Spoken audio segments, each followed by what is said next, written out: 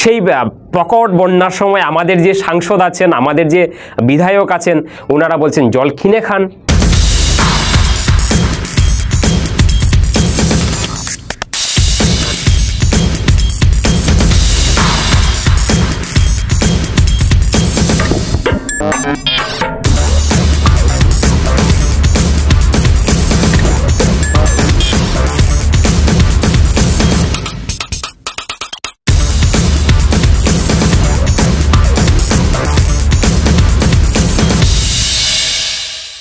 নমস্কার, আপনারা দেখছেন খবরের অন্তরাল, সঙ্গে রয়েছে আমি রাজু।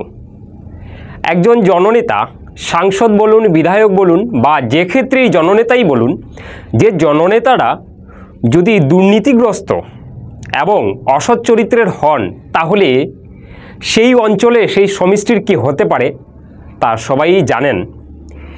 কিন্তু আজকে আমরা এমন একটি বিষয় নিয়ে এসেছি বা এমন একটি বিষয়ে বিশ্লেষণ করব যা দেখলে আপনারা ভাবতে একবার অবাক হবেন। একজন নেতা বা একজন আমাদের যে কোনো সমষ্টির সাংসদ বলুন বা বিধায়ক বলুন, ওনারা যদি সত্যিকারের সৎ হয়ে থাকেন, যদি জনতা জনার্দন যেভাবে বলেন ভোটের সময় সেইভাবে যদি ওনারা কিছু কাজ করতে যান বা সেইভাবে যদি মনের সেই আকাঙ্ক্ষা, মনের সেই ভালোবাসা, মনের সেই চিন্তাধারা নিয়ে যদি ওনারা কাজ করতে যান জনসাধারণের জন্য, তাহলে একজন সাংসদ বা একজন বিধায়ক, তৎসঙ্গে যে কোনো নেতাই হয়ে থাকেন না কেন, তাদের পক্ষে কিছুই অসম্ভব নয়। এমনই কিছু তথ্য, এমনই কিছু ভিডিও, এমনই কিছু নিয়ে এসেছি আজকে আমরা, যা দেখলে আপনারা অবাক হবেন। হ্যাঁ, একজন সাংসদ যদি সৎ হয়ে থাকেন, তাহলে সেই সমষ্টির, সেই অঞ্চলের কতটুকু উন্নতি হতে পারে এবং রাতের অন্ধকারে দিনের আলোয় কিভাবে বদলে যেতে পারে সেই জায়গার চেহারা, এরকমই একটি তথ্য আমাদের সামনে এসেছে বাংলাদেশ থেকে। আপনারা সবাই অবগত আছেন যে কদিন আগে বাংলাদেশে সাধারণ নির্বাচন গিয়েছে।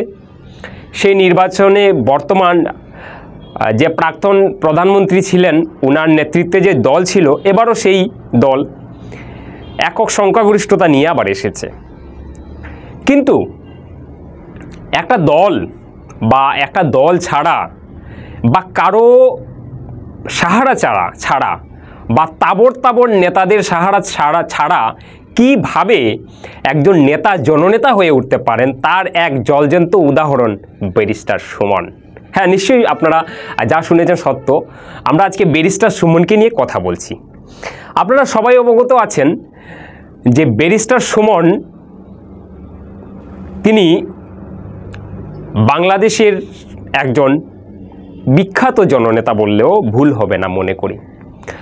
উনি এমন একজন নেতা যার পেছনে না কোনো ধরনের কোনো ব্যাকবোনের প্রয়োজন হয়েছিল। এখানে বলা বাহুল্য, ব্যাকবোনটা বলতে যে তাবড় নেতাদের কোনো আশিস লাগেনি, তাবড় নেতাদের কোনো সাহারা লাগেনি।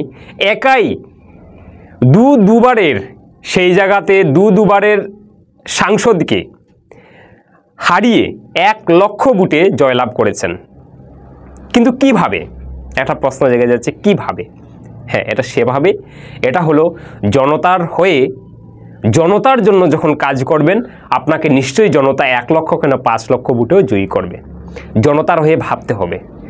আমাদের জননেতারা অনেক ক্ষেত্রে দেখা যায় যে নির্বাচন শেষ হওয়ার পরে ওদের চোখে দেখা যায় না, বা এমনও জননেতা দেখা যায় যে আমাকে সাংসদ করুন, আমাকে বিধায়ক করুন, আমাদেরকে আপনারা ভোট দিয়ে জয়যুক্ত করুন, তখন আপনাদের জন্য আমরা এই করব, সেই করব, এই করব, সেই করব।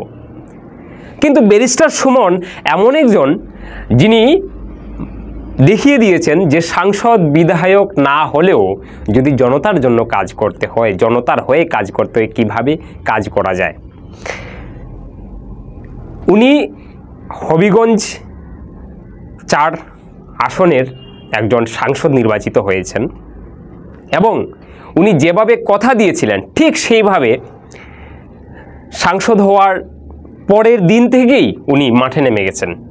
কিভাবে কাজ করছেন আমরা যদি আজকে ধরে নেই, আজকে আমরা শিলচরের যদি আমরা ধরে নেই, কারণ সদ্য স্বাধীনতা লাভ করা বাংলাদেশ, সেদিনের বাংলাদেশ আজকে আমরা নেতৃত্ব দিক থেকে কিন্তু প্রচণ্ডভাবে এগিয়ে আছে।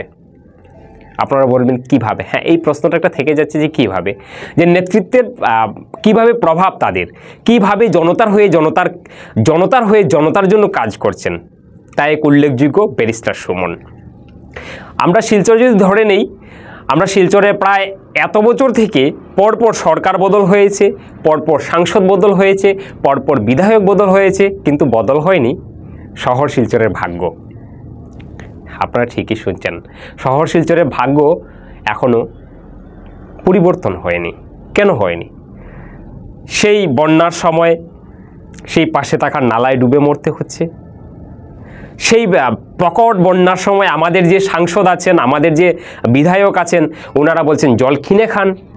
কিন্তু ঠিক যদি আমরা দেখতে পাই যে বাংলাদেশের ব্যারিস্টার সুমন কিভাবে একজন জনতার হয়ে জননেতা হয়ে কাজ করছেন, সেটা দেখে আমি মনে করি আমাদের সাংসদ বা বিধায়কদের যারা আছেন অল্প শিক্ষা নেওয়া প্রয়োজন।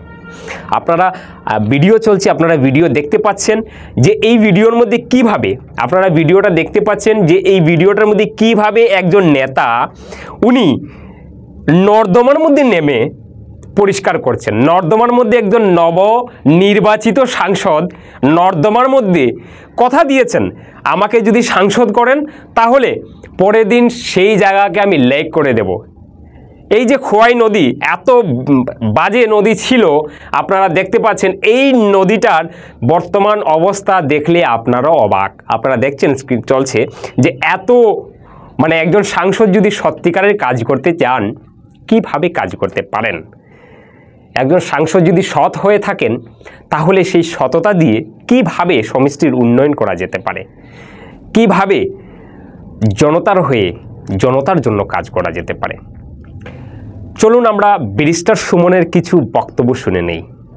180টা কইরা পরে ইউনিয়নও এখন মানুষ আমার দ্বারা আমার গার হইল কি 6 লাখ, আর কম্বল পাইছে কত, সাইডা ইউনিয়নে পাইছে কত 180টা। এখন 180টা বেড়া যদি আমার কলার দিলে টানাটানি কইরা কয় তোমার লেগে বিমান ইসলাম, ওকে আমি কেমনে দিতাম, কই আমার তো জায়গা বেচার টাইম আইছে দেখতেছি। আমি এই এক সপ্তাহ যে খাম দেখতেছি, আর আমার আগের জনে আমার লেগে যে নফল খাম রাখিয়া গেছুন, যে খাজা নামাজ রাখিয়া গেছুন, বছর খানেক লাগে খালি খাজা নামাজ পড়তে। আমি জানি না এটাও পারবো কিনা, তবে ক্লিন মাধবপুরে সহযোগিতা করলে আমার একটা বিশ্বাস, এই এরা যদি দাঁড়াই জায়গা তাহলে মাধবপুরে আর কেউ দাবাই রাখতে পারতো না। আমি কথা দেওয়া যাইতেছি আপনারা রে, এই খাল পুরা পরিষ্কার করার আগ পর্যন্ত আমি লাগিয়ে থাকবো এটার মধ্যে। আপনারা পাইবেন না যে এই গেঞ্জি বইয়া বেটা একদিন নামছে খাল কামনে আর ভাবা যাইতো না, জি না আমি যেটা ধরি এটারে একবারে শেষ না করে আমি ছাড়তাম না ভাই সাহেব। উনি এমন এক জননেতা যার কিনা ফেসবুক আগের থেকেই উনি সোশ্যাল মিডিয়ার এমপি হয়ে গেছেন, এত কাজ জনতার জন্য করেছেন, তার কোনো তাবড় নেতাদের কোনো সহযোগ লাগেনি। আজকে আমাদের এখানে যদি সাধারণ নির্বাচন হয় তাহলে প্রধানমন্ত্রী থেকে ধরে বিভিন্ন নেতৃত্ববৃন্দ তাবড় নেতাদের মাঠে নামতে হয়, কারণ একটাই, যে জননেতারা প্রতিশ্রুতি দেন সেই প্রতিশ্রুতি ওনারা পালন করতে পারেন না। আবার সেই জনতাকে আবার মিথ্যা প্রতিশ্রুতি, ভুয়া প্রতিশ্রুতি কিভাবে দেওয়া যায়, দিয়ে কিভাবে নিজের ভোট আদায় করা যায়, তারপরে তো আর আমাদের কেউ খোঁজ খবর রাখবে না। এটা একটা বৃহত্তর প্রশ্ন। আজকে আপনারা দেখতে পাচ্ছেন যে ব্যারিস্টার সুমন কিভাবে যে জননেতা হওয়া যায়, সেই ব্যারিস্টার সুমনের কাছ থেকে আমরা অনেক কিছু কিন্তু শিখতে পারি। উনি হবিগঞ্জের মতো জায়গায় একটা নদী, এত বাজে খোয়াই নদী বলে এটাকে, এত বাজে নদী, দুর্গন্ধময় নদী, এত আবর্জনাময় নদী একদম মুক্ত করে দিয়েছেন। কিন্তু আমাদের দুর্ভাগ্য দেখুন, আমাদের সেই শিলচর শহরের বা বরাক উপত্যকার বিভিন্ন অঞ্চলের ছোটো মোটো একটা নালাকে আমরা পরিষ্কার পরিচ্ছন্ন করতে পারছি না। সেই সাংসদরা ব্যর্থ, দিনের পর দিন শুধু বদল হচ্ছে রাজনৈতিক কর্তারা, কিন্তু কাজের কাজ কিছুই হচ্ছে না। কিন্তু কেন? প্রশ্ন কিন্তু একটাই জাগে, কিন্তু কেন? তাহলে আমাদের বিধায়ক বা সাংসদরা দুর্নীতিগ্রস্ত? এখানে বিরাট একটা প্রশ্ন জেগে যাচ্ছে। নিশ্চয়ই ওনারা দুর্নীতিগ্রস্ত হতে পারেন, কারণ দুর্নীতিগ্রস্ত না হলে কিভাবে কাজ করা যায় না তার জলজ্যান্ত উদাহরণ কিন্তু ব্যারিস্টার সুমন। উনি যে সাংসদ হয়ে কাজ করবো এমন একটা কথা নয়, উনি বলেছেন আমাকে সাংসদ করবেন না, উনি বলেছেন আমাকে সাংসদ করবেন না, আমাকে বিধায়ক করবেন না, আমাকে কিছু করবেন না, শুধু আপনাদের পাশে রাখবেন, আমি কাজ করব, 5 বছরে আমি দুর্নীতিমুক্ত করব। সেইভাবে ফলস্বরূপ কাজ করে যাচ্ছেন। এই 500 হাত নিচের থেকে হইলে ওই বরাদ্দ টাকা বার করবো, চিন্তা করেন না। আর এই রাস্তা ফয়লা দিন আইও রাস্তা দেখছি কিছু ভাতলা মারতাছেন খামো। আমি এলজিডি রে কইয়া দিছি যে ভাতলা আমার এলাকার চলতো না, চলবো নি ভাতলা, আস্তে কোন করে চলতো নি ভাতলা কাম চলবে না। আমি কইয়া দিছি কোন ধরনের ভাতলা কাম চললে আমি অত ওজনেলা এমপিও না, আমি ওই ভাতলা যারা করেন তারারে বিদায় দিবার লেগে যথেষ্ট। আমি তোমরা লইয়া বইয়া খাইমো। আর আগামী আচ্ছা বাথরুম করণ লাগবো, আমি উপজেলার চেয়ারম্যান মহোদয় এবং মেয়র মহোদয়ের সাথে বইমু। আর এখানে খেতায় আমি বুঝলাম না, এখানের বাথরুমের পানি গিয়া সব ইটার মধ্যে আমায়, এরার একটা ট্যাঙ্কিও নাই।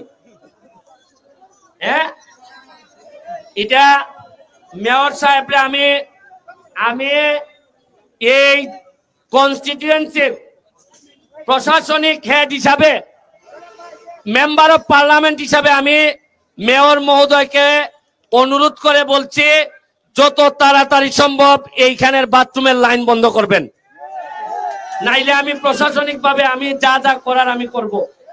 আমি চাই না আপনাদের কারোর সাথে আমার দূরত্ব তৈরি হোক, কিন্তু যেসব কাজ মাধবপুরের সাধারণ নির্যাতিত নিপীড়িত মানুষের বিরুদ্ধে যায়, এই সব কাজের সাথে যদি আপনাদের আমার মোকাবেলা করতে হয়, আমি করার জন্য প্রস্তুত আছি। আমি অত্যন্ত ভদ্রলোক আমাদের উপজেলার চেয়ারম্যান মহোদয়, আশা করি ওনার সাথে কথা বললে আরো সমস্যার সমাধান করা যাবে। আজকের জন্য এতটুকুই। ধন্যবাদ। খবরের অন্তরালে আপনারা চোখ রাখুন, এভাবে নিয়মিত আপডেট আজকের থেকে আপনারা পেতে থাকবেন। ধন্যবাদ।